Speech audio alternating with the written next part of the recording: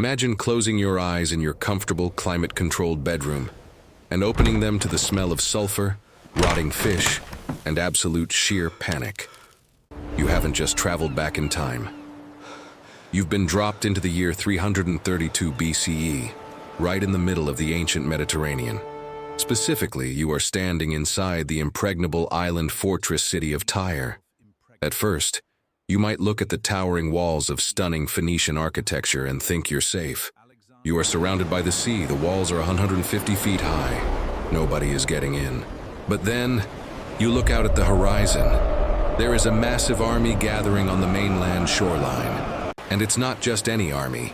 It's the most terrifying, undefeated military machine the ancient world has ever seen, led by a 24-year-old psychopath named Alexander the Great.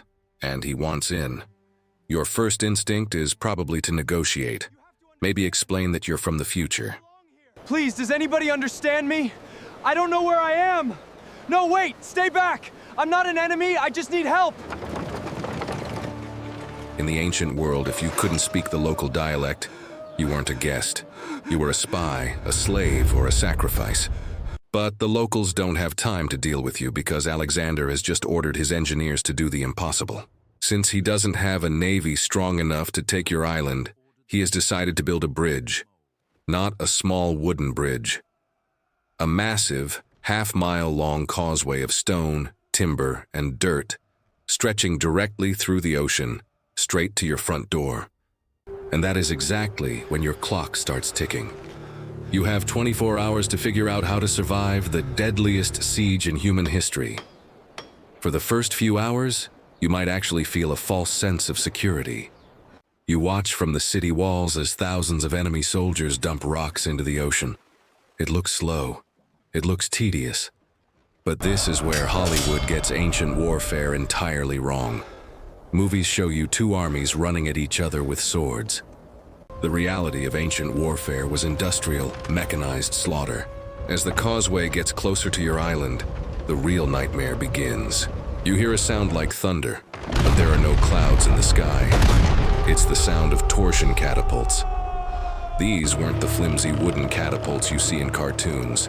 These were terrifying, precision-engineered artillery pieces powered by twisted animal sinew and human hair. They could launch boulders the size of a microwave over half a mile. Suddenly, the beautiful stone architecture around you begins to explode. You duck into an alleyway, coughing on the thick dust of shattered stone. You think you're safe from the boulders, but the enemy has switched ammunition. Now, it's raining fire. Incendiary arrows, dipped in pitch and sulfur, blanket the sky. If one hits the wooden roof above you, it doesn't just burn, it sticks. The fire is practically impossible to put out with the limited fresh water on the island. But the arrows are nothing compared to what is rolling down the causeway. Towering over the water are two massive siege towers. At over 160 feet tall, they are literally higher than the walls you are hiding behind. Covered in raw animal hides to prevent them from catching fire, they slowly creep forward, casting a massive, terrifying shadow over the city. You are trapped in a cage, and the monster is walking right up to the bars. At this point, it's been 12 hours. You've survived the initial bombardment. You're hiding in a cellar. But a siege is not a battle. A siege is a slow, methodical strangulation. Your stomach violently cramps. You haven't eaten since you arrived. You creep out to find food, only to realize the brutal mathematics of a blockade. There are tens of thousands of people trapped on this island. The granaries are locked down by the city guard. The only food available is whatever you can scavenge. Within days, you would be fighting stray dogs for scraps of rotting meat. But starvation isn't what's going to kill you first. It's the water. With the city under constant bombardment, the aqueducts and cisterns are contaminated. The streets are overflowing with human waste because nobody is risking their life to clean them. You take a desperate drink from a communal well. That was your fatal mistake.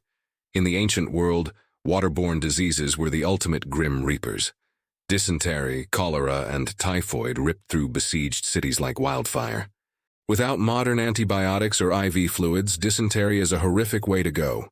Your body essentially purges all of its liquids. You become so dehydrated that your organs begin to shut down. Even if you manage to boil your water, the air itself is turning toxic. Remember those ancient military figures firing catapults? They've started launching the bodies of dead horses and rotting livestock over the walls. It's early biological warfare. The stench of decay hangs over the city like a heavy fog. You are exhausted, starving, sick, and constantly terrified. And the enemy hasn't even breached the wall yet. It's hour 20. The massive siege towers are now pressed directly against the city walls. The defenders are desperate, and desperate people do terrifying things. You watch in horror as the city defenders deploy their most brutal weapon. It's not a spear, it's not a sword, it's sand. They are heating massive bronze cauldrons of fine beach sand over roaring fires until the sand is literally glowing red hot. Then, using massive pulleys, they dump this boiling sand over the walls onto the attackers below. The sand finds every crack in their armor. It gets under their breastplates, burning straight through to the bone. The screams echoing over the walls are something that will haunt you for the rest of your incredibly short life. You might think you're safe because you're on the inside, but the attackers have their own horrific countermeasures. The heavy thud of a battering ram begins to rhythmically shake the ground beneath your feet. It's an endless, maddening heartbeat. Boom, boom, boom. Every strike cracks the stone. The defenders are firing heavy ballistas, essentially giant crossbows that fire iron-tipped bolts the size of a fence post. If one of those hits a person, it doesn't just pierce them. It literally takes them apart. You are caught in a crossfire of the ancient world's most devastating technology. There is nowhere to run. The sea is blocked by enemy ships. The walls are crumbling. And then, the sound you've been dreading finally happens. A deafening crack, a roar of thousands of voices. The wall has fallen. It's hour 24. The breach is open. Thousands of highly trained, battle-hardened Macedonian soldiers pour into the city. These aren't the choreographed fighters you see on television. These are men who have marched thousands of miles, surviving purely on the promise of plunder and revenge. They fight in a phalanx, a dense claustrophobic wall of bronze and wood, bristling with 18-foot-long spears called sarissas. If you get caught in the streets, you aren't fighting a duel.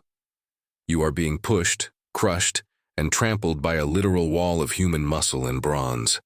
The pressure of the bodies is so intense you can't even lift your arms to defend yourself. You can't breathe.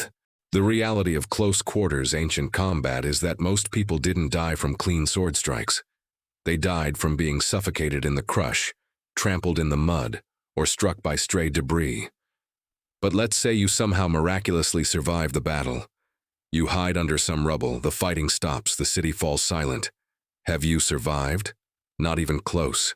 In the ancient world, the fall of a city was just the beginning of the horror. When Tyre fell in 332 BCE, Alexander the Great was furious at how long the siege had taken. He ordered the execution of thousands of men, leaving them crucified along the beautiful Mediterranean shoreline. As for everyone else, over 30,000 survivors were immediately rounded up and sold into slavery. You don't speak the language, you have no money, you have no powerful friends to ransom you. Your modern knowledge means absolutely nothing. To the ancient world, you are just another body to be put to work in a silver mine, or chained to the oars of a warship until you drop. So as you sit in your safe modern room, looking at a screen, take a deep breath. Because if you were sent back to the reality of the ancient world, you wouldn't be a hero. You wouldn't be a general. You wouldn't even last 24 hours.